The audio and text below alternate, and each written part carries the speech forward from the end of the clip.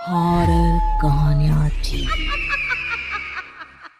खून की प्यास पार्ट 2। और उसके बाद वो जंगल एक बार फिर से सुमन की चीखों से गूंज उठा। लेकिन आज की रात सुमन की चीखों को सुनने वाला वहां पर कोई भी नहीं था। अगर वहां पर कोई मौजूद था तो बस हरिया, जो कि अब एक भेड़िए में बदल चुका था। सुमन के बालों को पकड़कर घसीटते हुए वो जंगल के बीचों बीच एक जगह पर ले जा रहा था। अगली सुबह गांव में। अरे भाई, पता नहीं क्या बात है, अपने गांव का हरिया किसान और उसकी पत्नी सुमन दोनों गायब हैं। दोनों का कोई अता पता नहीं। अरे कैसी बातें कर रहे हो भाई, ये कब हुआ है? अरे पूरे गांव में खबर फैली पड़ी है। कल रात को दोनों खेत की तरफ जा रहे थे, लेकिन लौटकर आए ही नहीं। तो हो सकता है अपने खेत पर होंगे। पूरा गांव ढूंढ कर आया है भाई। जानते हो क्या मिला वहां पर?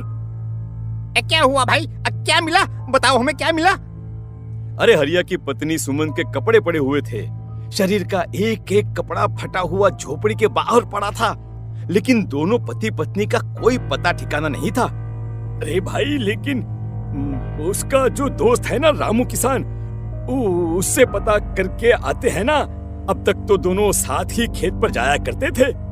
हाँ, हमें उसके घर जाना चाहिए भाई। चलो वहाँ चलते हैं, चलो। वो सारे लोग रामू के घर पर पहुंचते हैं। रामू अपने घर के बाहर बैठकर हुक्का पी रहा था। आज सारे के सारे लोग टोली बनाकर मेरे घर क्यों आ रहे हैं? क्या कोई मर गया क्या भाई? अरे कैसी बातें कर रहे हो? तुम्हारा सबसे अच्छा दोस्त हरिया और उसकी पत्नी गायब है, और तुम यहाँ बैठकर हुक्का पिए जा रहे हो हैं? रामू ने अजीब सी नजरों से उन सब गांव वालों की तरफ देखा, जिसकी वजह से वो लोग एक बार के लिए डर गए। गायब है? अरे गायब नहीं है, मुक्ति मिल गई है। उन दोनों को मुक्ति मिली है। इस दुनिया में आकर हर इंसान पाप करता है, और उसे उसके पापों के लिए मुक्ति मिलना बहुत जरूरी है। अरे ये कैसी बहकी बातें कर रहे हो भाई, हैं? और इसका चेहरा अजीब सा क्यों लग रहा है? लगता है दोस्त के मरने का गम बैठ गया है। पागल हो गया है शायद ये पागल। ये बात सुनते ही रामू चीख कर जोर से चिल्लाते हुए कहता है, पागल मैं नहीं हूँ, पागल तुम सब हो। और ये शैतानी जंगल अब तुम में से किसी को नहीं छोड़ने वाला, सबको खा जाएगा। याद रखना मेरी बात। शैतानी जंगल? कैसा शैतानी जंगल? लगता है रामू पागल हो चुका है। हमें यहाँ से चलना चाहिए भाई। चलो। तभी रामू की पत्नी बाहर आती है। नहीं, आप लोग इनकी बात का बुरा मत मानिए। 2 दिन पहले हरिया के साथ खेत पर गए थे। जब से वहाँ से आए हैं तब से ऐसी ही बातें कर रहे हैं। भगवान जाने ऐसा क्या देख लिया उन्होंने, खेत में कुछ भी बड़बड़ाते रहते हैं। लेकिन गांव के लोगों ने कमला की कोई बात नहीं सुनी, और वो सब वहां से चले गए। रात अब धीरे धीरे ढलने लगी थी। तभी अचानक किसी ने धीमी सी आवाज में रामू को पुकारा। रामू, आ जाओ, मैं तुम्हारा इंतजार कर रहा हूँ। और सुनो, अपनी पत्नी को साथ लेकर आना, नहीं तो काम अधूरा रह जाएगा। ये आवाज सुनते ही रामू के चेहरे पर शैतानी मुस्कुराहट आ जाती है। वो धीमे कदमों से अपने घर के अंदर आता है। क्या हुआ? तबीयत ठीक है ना अब आपकी? मैं तुझे अपने साथ खेत पर ले जाने आया हूँ, चल। मैं तुम्हारे साथ कहीं नहीं जाने वाली। मुन्ना गहरी नींद में सो रहा है, और उसे अकेला छोड़कर मैं तुम्हारे साथ खेत पर नहीं आ सकती। वैसे भी तुम्हारे उन खेतों में भगवान जाने कौन सा राक्षस घूम रहा है, मुझे तो डर लगता है। रामू गुस्से में दांत पीसता अपनी झोपड़ी से बाहर आ जाता है, और कमला गहरी नींद में अपने बच्चे के साथ सो जाती है। तभी अचानक रात को रामू की झोपड़ी के ऊपर एक साया वही गाना गुनगुनाते हुए घूमने लगता है, जो हरिया के मोबाइल में बजा करता था। मैं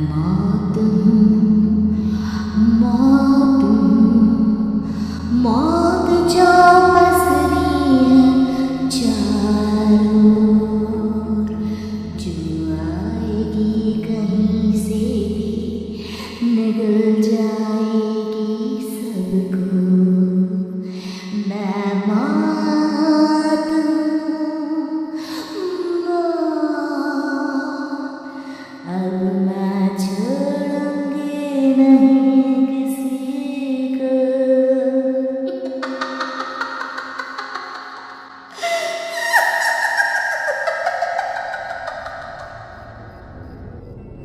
ये आवाज सुनकर रामू की पत्नी कमला की आंख खुलती है और वो देखती है कि उसका मुन्ना अपनी जगह से गायब था। कमला चीखते हुए बाहर दौड़ कर आती है। वहां पर उसने देखा कि रामू ने अपने बच्चे को झोपड़ी के बाहर एक पेड़ से उल्टा लटकाया हुआ था और उसका बच्चा चीख चीख कर रो रहा था। वहीं दूसरी तरफ एक साया बच्चे के ठीक नीचे आग जलाकर उसके चारों तरफ हैवानों की तरफ नाच रहा था। छोड़ दो मेरे बच्चे को। अरे क्या कर रहे हो तुम? शर्म नहीं आती तुम्हें अपने ही बच्चे को इस तरह मौत के हवाले करते हुए? अपना बच्चा? किसने कहा ये मेरा बच्चा है?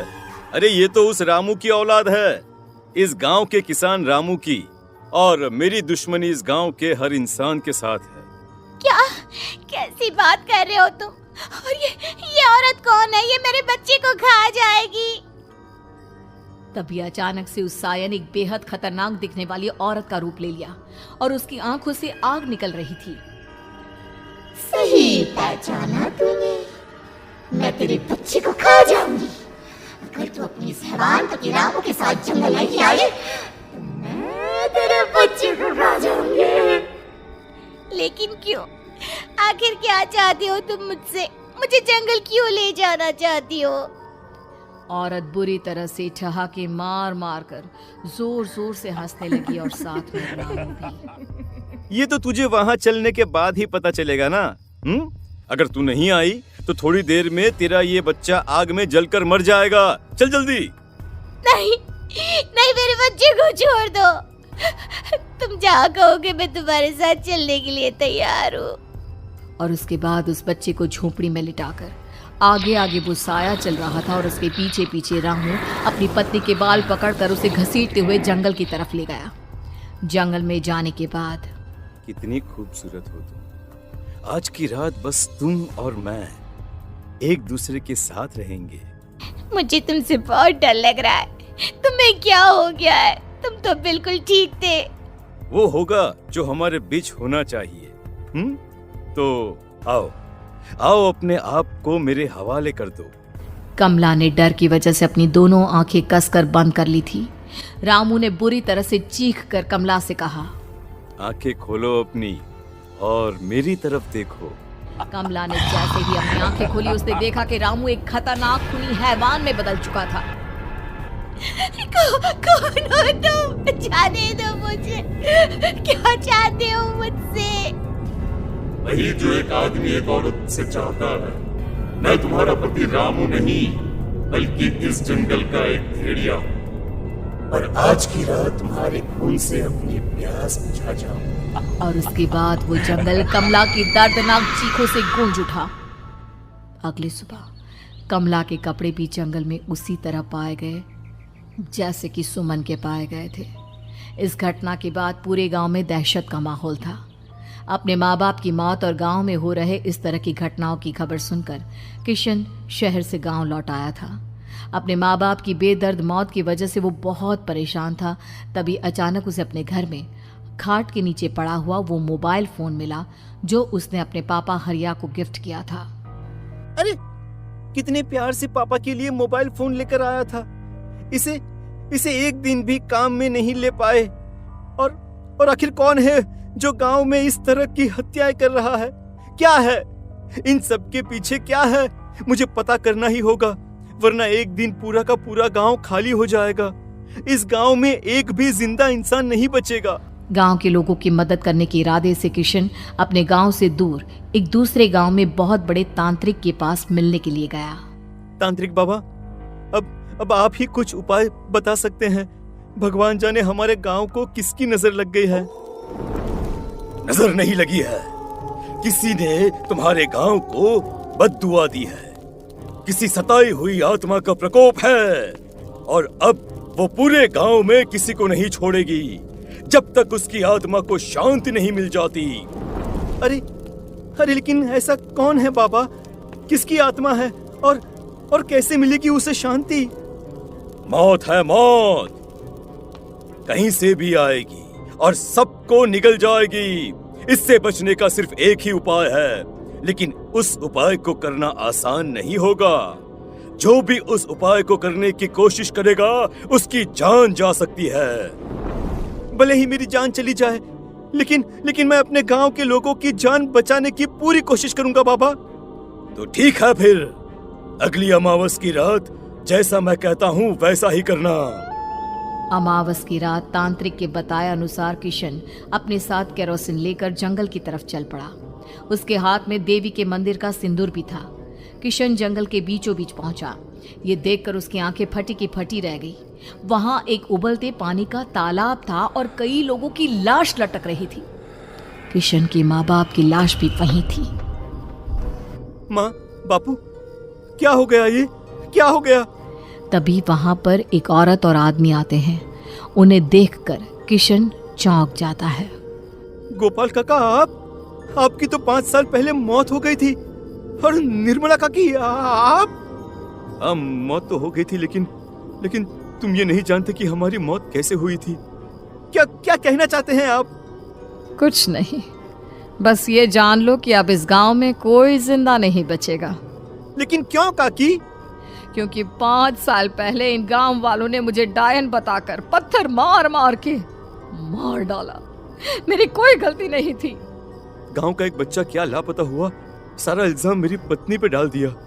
और जब मैंने निर्मला की जान बचाने की कोशिश की तो मुझे भी मार डाला।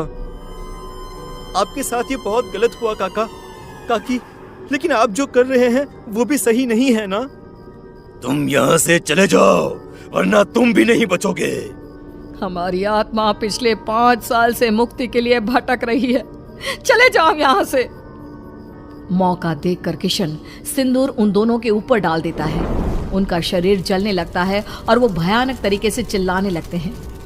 अगले ही पल किशन उनके ऊपर केरोसिन डाल देता है और वो दोनों जल जाते हैं। किशन अपने माँ बाप और दूसरी लाशों का अंतिम संस्कार करवाता है और अपने घर लौट आता है। लेकिन वो अभी भी इस बात से अनजान है कि मोबाइल अभी भी बज रहा था। मैं मौत हूँ, मौत।